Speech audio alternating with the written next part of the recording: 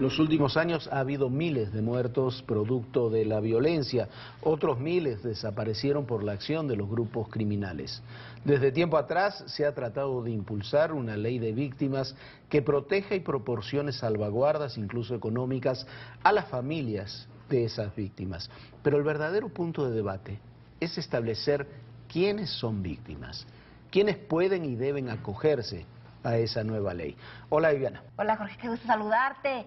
Y el año pasado se aprobó una ley de víctimas en el Congreso que fue llevada a controversia constitucional por la administración del presidente Calderón.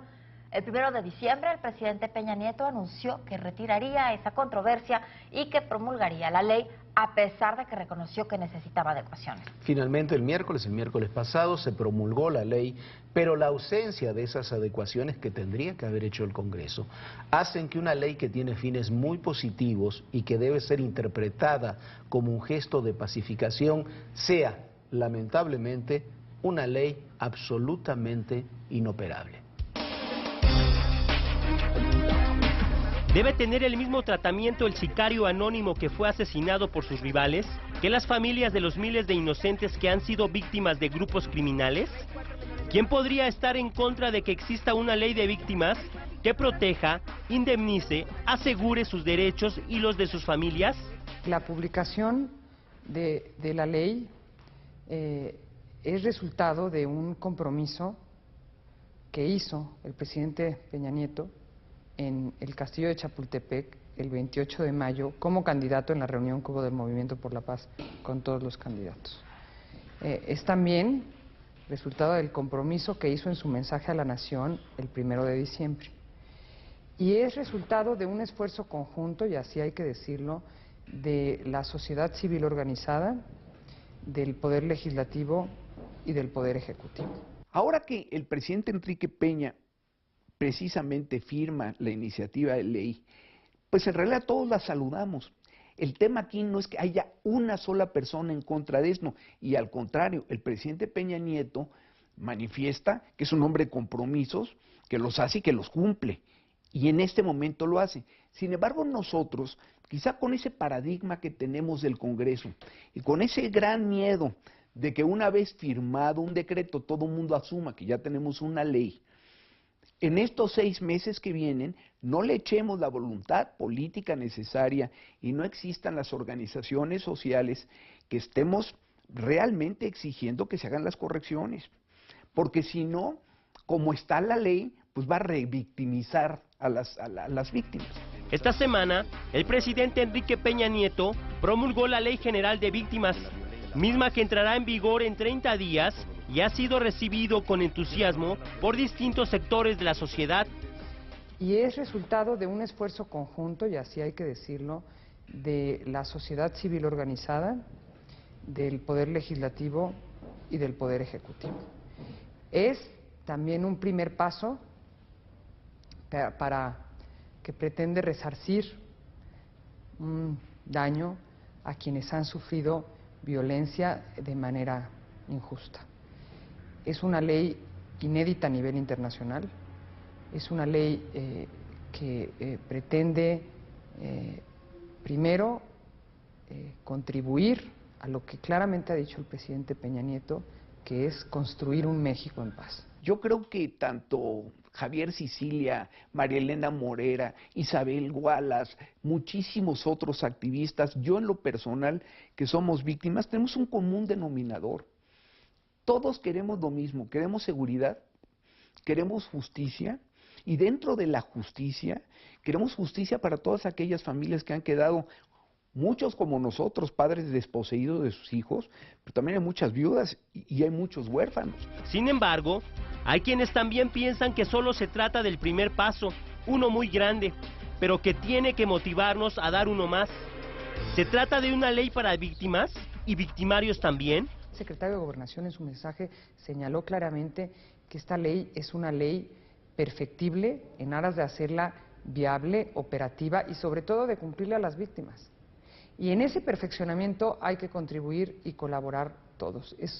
Aquí lo que se debe es de sumar esfuerzos por atender a un sector de la sociedad muy lastimado. Pero tenemos la obligación moral de seguir insistiendo que la ley como se firmó requiere de un gran trabajo, que empieza ahora, 1 de febrero, y que si no le echamos todas las ganas del mundo para trabajar en esas correcciones, va a ser inoperante una ley que todos estamos esperando. Lo primero que habría que hacer es definir a quién entendemos como víctima. Y en la ley que se acaba de promulgar, entre otros, esa es la mayor de sus ambigüedades.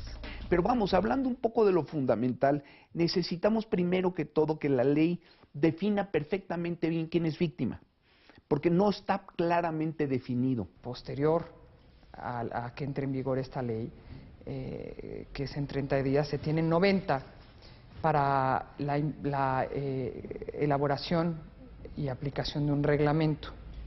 En los reglamentos de leyes es justamente donde se pueden establecer muchos de los detalles que contribuyan a una buena operación del Sistema Nacional de Atención a Víctimas y de la Comisión Ejecutiva que se crea a través de esta ley y que se crea a través de este nuevo sistema. No queda duda de que cualquier persona que haya sido detenida injustamente, secuestrada, asesinada o desaparecida por fuerzas del Estado debe ser protegida por la ley, pero esta ley obliga al gobierno federal a compensar hasta con $1 millón a víctimas o familiares de asesinatos, secuestros o desapariciones, sin importar quiénes sean los delincuentes ni cuándo sucedió la agresión. El espíritu de la ley es muy buena.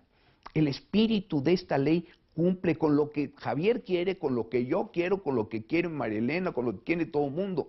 Es proteger a las víctimas, cuidarlas, ampararlas, que el Estado les dé protección, les dé seguridad, etcétera. Nadie de nosotros estamos en contra de eso. Nosotros como gobierno federal hacemos una invitación a todos los actores sociales a que se sumen, primero, a esta ley como un punto de partida en la atención a víctimas y segundo, a la construcción de todas las distintas herramientas y de las posibles reformas que pudieran haber a la misma ley. Además, la ley dice que cubre los delitos federales, pero ¿qué ocurrirá con los que están catalogados como de fuero común? Nosotros tenemos un gran miedo. Tú sabes que México tiene más de 30 códigos penales diferentes. Cada estado tiene... En muchos estados, ciertos delitos son federales y otros son de fuero común. Si dejamos eso como está, va a haber víctimas por el mismo delito en diferentes estados, unos que los acoja la ley y otros que no. Eso hay que corregirlo. No creo que esto genere una revictimización. Creo que para las víctimas esta más bien es una herramienta para poder acercarse y recibir atención. La Ley General de Víctimas representa un acierto y es uno de los compromisos adquiridos por el presidente Peña Nieto desde su campaña. Hoy es una realidad de la que tanto organizaciones civiles como gobierno son responsables. Su implementación y operatividad aún tendrán que pasar por un proceso de maduración en la que la voluntad política de esta administración y de la ciudadanía jugarán un papel preponderante. El tema es delicado. Según esta ley, se obliga al gobierno a compensar hasta con $1 millón a las víctimas o familiares de asesinatos, secuestros, desapariciones, todo esto sin importar quiénes sean y cuándo sucedió la agresión. Sí, las preguntas en torno a la ley, como veíamos en el reportaje, son obvias. ¿Se debe indemnizar a la familia de un sicario que murió defendiendo a Arturo Beltrán Leiva o a cualquier otro narcotraficante? ¿Se lo debe indemnizar de la misma forma que a la familia de Alejandro Martí o de Isabel Miranda, a las cuales, a esas familias, los criminales les arrebataron sus hijos? ¿No será que a veces por querer hacer justicia se cometen injusticias absolutas, Viviana? Bueno, por supuesto, Jorge, pero además de todo, yo me pregunto, no sé, ¿qué parece si ya de por sí estamos hablando, la gran mayoría de estos asesinatos, efectivamente ha habido víctimas que se han cruzado en el camino, son por ajustes de cuentas entre distintos grupos del crimen organizado? ¿No crees que se empiezan a matar entre ellos a propósito a algún hermano o así para poder cobrar este $1 millón? No sé, quizás, pero en última instancia lo que tiene que quedar claro es quiénes son víctimas y quiénes no. quiénes son parte de grupos criminales y quiénes no. ¿Por qué? Porque de esa forma, si no, es muy difícil establecerlo. Va a haber un consejo que va a tratar estos temas, pero no queda claro ni siquiera cómo se va a elegir ese consejo. Se le dan atribuciones enormes, superiores a las del Poder Judicial o del Poder Legislativo, para citar funcionarios a ese consejo. ¿Y cómo va a analizar caso por caso? Un dato muy sencillo. En diciembre hubo aproximadamente 900 víctimas de ajustes de cuentas, de asesinatos relacionados con la delincuencia organizada. Sumemos 900 por mes, sumemos los 60.000 que ha habido en los últimos años. ¿Quién va a analizar caso por caso? Tiene que haber una norma muchísimo más clara que establezca quiénes son y quiénes son víctimas, qué tiene que hacer cada una de las instancias, qué hay que hacer en el ámbito federal y en el ámbito local, porque por otra parte esta ley está dejando desprotegidos a quienes sí son víctimas verdaderas, pero sus delitos están catalogados en el ámbito local y no en el federal. Como eso hay muchísimos puntos a analizar. Bueno, y ya dijeron precisamente el señor Martí e Isabel Miranda de Gualas que están totalmente en contra de que esta ley se apruebe como está. ¿Por qué? Porque efectivamente, como bien dices tú, Jorge, hace falta mucho para poderla mejorar. Estamos totalmente de acuerdo que hay una ley para víctimas, pero para los que sean realmente víctimas, no para los que quieran utilizar y aprovecharse de este beneficio, ¿no? Sí, por supuesto. Y vamos a otro tema, pero relacionado también con víctimas. Todos estamos conmocionados con la violación y la muerte de una joven en la India, víctima de una terrible violación múltiple. Pero esa es una realidad que está demasiado cerca de nosotros. Por ejemplo, en el Estado de México. En Nueva Delhi, India, se realizaron movilizaciones por la violación y asesinato de Amantar, una joven de 23 años de edad. En México, hubo violaciones múltiples dentro del transporte público en Toluca, y el Ministerio Público no quería atender a las víctimas. Las autoridades del Estado de México están investigando el caso y ya presentaron a presuntos culpables. Lidia, por decir algún nombre, narró su historia. El 30 de noviembre de 2012, la joven de 25 años viajaba en un autobús de Toluca, por un paraje despoblado muy cerca al aeropuerto internacional de esa ciudad. Con ella iban 20 pasajeros más, entre hombres y mujeres. Cerca de las 9 de la noche, 6 jóvenes se subieron al autobús fingiendo ser pasajeros. Después de un tramo de camino, secuestraron el vehículo. No llevaban capuchas ni gorras, y según los testimonios, uno de ellos parecía portar un arma de fuego. Los demás empuñaban cuchillos. A simple vista ninguno parecía mayor de 25 años y la mayoría olía a tiner, aseguró Lidia. Quitaron el letrero del camión y apagaron las luces. Tras despojar a todos de sus pertenencias, mientras circulaban por calles solitarias, los delincuentes separaron a las mujeres de los hombres. A los hombres los golpearon y a las mujeres las revisaron una a una y separaron. Entre ellas iba una mujer embarazada que suplicaba que no le hiciera nada. Todo era risas, y el autobús se llenaba de nubes de humo por los cigarros. Después, las mujeres aisladas fueron violadas en el pasillo de la unidad y en algunos de los asientos. Las víctimas narraron que el camión conducía a exceso de velocidad por varias avenidas, y que incluso pasaron cerca de 2 patrullas en 2 ocasiones. Los agresores abandonaron el autobús cerca de la medianoche y solo en ese momento el chofer pudo pedir auxilio. Los familiares de las víctimas acudieron a recogerlas al lugar en que se encontraba el autobús. Después presentaron la denuncia en la Procuraduría General de Justicia del Estado de México, en la Subprocuraduría Regional de Toluca. La denuncia fue presentada en la agencia del Ministerio Público Central y el trato que recibieron fue despótico, según los registros periodísticos del 6 y 19 de diciembre en distintos medios que consignaron la nota. Pero el Ministerio Público en turno no solo se negó a levantar la denuncia correspondiente, sino que anticipó que no levantaría ninguna denuncia por secuestro. El funcionario pidió que regresaran otro día después de las 10 de la mañana, porque las personas que deseaban levantar un acta eran demasiadas y no podían atenderlas a todas. La Procuraduría General de Justicia del Estado de México abrió la carpeta de investigación número 160-230-830-033-912 por estos hechos en su Fiscalía de Delitos de Transporte. Por si fuera poco, no es la primera vez que Lidia es víctima de una violación.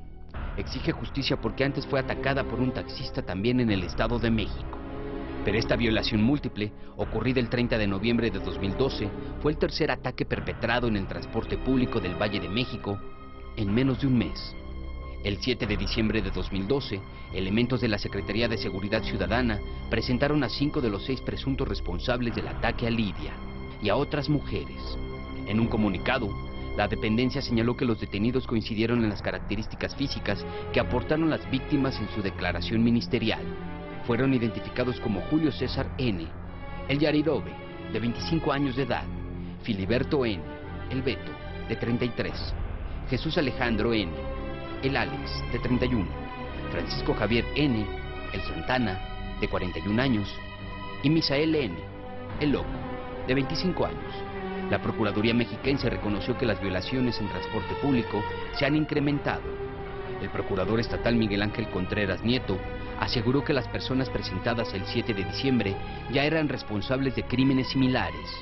No es el único caso que motivó la detención y puesta a disposición de estas personas, y seguimos la investigación tanto de este asunto como de otro evento de los que fenece el plazo de investigación judicial en abril. Aclaró que los operativos de vigilancia permanecen a fin de disminuir el índice de delitos en este sector.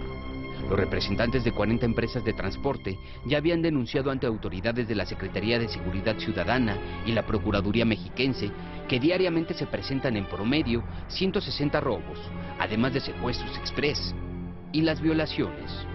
Odilon López Nava, representante de la Cámara de Transporte, advirtió que la impunidad con la que operan los responsables de estos casos han ocasionado que las unidades de transporte público se conviertan en guarida de bandas que operan como grupos de la delincuencia organizada en contra de los pasajeros. Especialistas coinciden en que en México está atorado el tema de la violación porque no nos gusta hablar de ello. El estudio Feminicidio en México, Aproximación, Tendencias y Cambios, 1985-2009, publicado en 2012 por la ONU, el INMujeres y la Cámara de Diputados, destaca que un fenómeno particularmente perturbador es la prevalencia de violaciones sexuales. El Estado de México y el Distrito Federal son las entidades donde más violaciones hay, con 2.990 y 1.344 casos respectivamente. Mientras tanto, transportistas que operan en el Valle de Toluca demandaron medidas urgentes para garantizar la seguridad del pasaje y sus operadores. Exigieron instaurar los operativos encubiertos en el transporte anunciados y que actualmente están suspendidos. Y sucede también en los Estados Unidos, por ejemplo, en Ohio. Savannah Dietrich fue violada por 2 jugadores del equipo de fútbol americano del Centro de Enseñanza Secundaria del Instituto Steubenville en Ohio, en Estados Unidos. Los agresores, 2 menores también de 16 años, Trent Mace y Malik Richmond, son miembros del equipo Massive Red y son acusados de ultrajar a la joven en una fiesta del equipo la noche del 11 de agosto de 2012. Al momento de perpetrar la violación, la víctima estaba inconsciente. Son acusados de suministrarle drogas y luego de abusar de ella. Un video muestra cómo los adolescentes bromean sobre lo ocurrido y se burlan de manera descarada de la chica, a quien incluso aparecen orinando. Imágenes de Savannah, tomadas esa noche, fueron subidas a las redes sociales por los presuntos autores de la violación, quienes al parecer llevaron su cuerpo inconsciente de fiesta en fiesta para finalmente abandonarla en casa de sus padres. 10 días después de lo sucedido, los 2 jóvenes fueron detenidos. El video fue difundido por NightSec, un grupo afiliado a la red Anonymous. Denunciaron que el equipo de fútbol ocultó la verdadera magnitud de la violación. En la página SteubenvilleFacts.com presentan todos los hechos y proporcionan información sobre las circunstancias personales de los jefes de policía que investigan el caso. Otras imágenes difundidas el 3 de enero de 2013 se centran especialmente en Nodiano Michael, estudiante también de Steubenville High School, quien se alegra de que Savannah esté tan violada en ese momento. A finales de 2012, Savannah participó con su familia en una manifestación por lo ocurrido. El 3 de enero, la joven habló de su caso en una audiencia. Ahora, los 2 presuntos agresores esperan el 13 de febrero, cuando serán enjuiciados en un tribunal de menores. Ambos se encuentran en arresto domiciliario y niegan los cargos. Lo sucedido con la joven hindú en un país donde hay una terrible discriminación contra la mujer, ha recorrido esta historia a todo el mundo. La historia de una joven ultrajada y asesinada desató el cólera de la sociedad hindú. Miles de personas pidieron justicia por las mujeres que cada 20 minutos son vulneradas en la India. El caso de una estudiante de 23 años que fue violada y golpeada por 6 hombres consternó a todo un país y a comunidades internacionales sobre la situación de la mujer en la India. El 16 de diciembre, la joven se disponía a regresar a su hogar en Nueva Delhi después de asistir al cine acompañada de un amigo. Sin embargo, sus intenciones fueron frustradas. Un grupo de hombres alcoholizados abusaron de ella sexualmente y la torturaron en el autobús al que subió junto con su amigo, quien también sufrió fuertes golpes. La joven pareja eran los únicos pasajeros y tras la fuerte paliza con tubos de hierro, ambos fueron arrojados a la carretera. Empleados de la autopista los asistieron y llamaron a la policía. 45 minutos después, llegó un patrullero. Al encontrarlos, los trasladaron a un hospital donde se les atendió de emergencia debido a los golpes y daños que les ocasionaron. Ella luchó por su vida durante 13 días, pero perdió el combate. Falleció a finales de diciembre en el hospital de la ciudad de Singapur, a donde fue trasladada poco después de la agresión que le causó infecciones en los pulmones, la vagina, el abdomen, además de una herida cerebral importante. Un ataúd de color dorado fue preparado en una funeraria de Singapur para su traslado hacia Nueva Delhi, donde fue incinerada. Hoy, los presuntos responsables están en prisión y podrían enfrentar la pena de muerte. Uno de los detenidos tiene 17 años, por lo que fue trasladado a un centro de internamiento para menores. La justicia hindú es considerada lenta. Sin embargo, debido a la presión de la sociedad, el juicio se celebrará por la vía rápida, con audiencias diarias, y está previsto que comparecerán 30 testigos, incluidos varios de los médicos que atendieron a la víctima. Enseguida del ataque contra la joven y después de su muerte, se registró una protesta violenta en la capital del país. De esta forma, los dolientes reflexionaron sobre la muerte de la víctima, que sirvió como un punto de inflexión sobre el trato violento hacia las mujeres en la India. La mayor congregación de manifestantes tuvo lugar en el centro de la capital, donde encendieron velas para elevar oraciones por el descanso de la joven. Esta protesta se extendió a lo largo del Oriente y en otras comunidades internacionales. Con frases de indignación, criticaron los niveles de violencia que enfrentan las mujeres en la India, donde ni la policía ni el sistema judicial se perciben como organismos que puedan protegerlas adecuadamente. La violencia contra las mujeres es endémica. Según las estadísticas del gobierno hindú, en 2011 se reportaron más de 220,000 crímenes violentos en contra de las mujeres, aunque la cifra podría ser mucho mayor, pues esta ha ido en aumento durante los últimos 6 años en un 25%. La Oficina Nacional de Registro de Crímenes reveló que a pesar de que cada 20 minutos una mujer es violada en India, solo en 1 de cada 4 casos el agresor es condenado. La jefa de gobierno de Nueva Delhi, Sheila Dikshit, aseguró que se hará todo lo posible para que no vuelva a ocurrir un caso como este. Por su parte, el primer ministro ofreció impulsar un debate sobre este tema y señaló que su gobierno revisa las penas para los violadores. Alguna de las acciones que el país implementará es la creación de un banco de datos en el que queden registrados todos los condenados por violación del país y hacer públicos sus nombres, fotos y direcciones en la página de internet de la policía. En Nueva Delhi, la policía creó un número de emergencia para las mujeres. Se mejorará la iluminación de las calles y se vigilará de forma más frecuente los autobuses.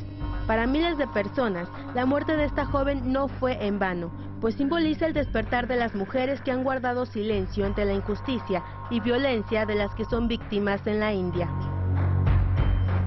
Unas historias terribles, la de Toluca, la de Ohio, la de la India, y unas historias que se relacionan directamente con las víctimas reales de la sociedad, cuando existe discriminación, cuando no existe justicia, cuando existe impunidad.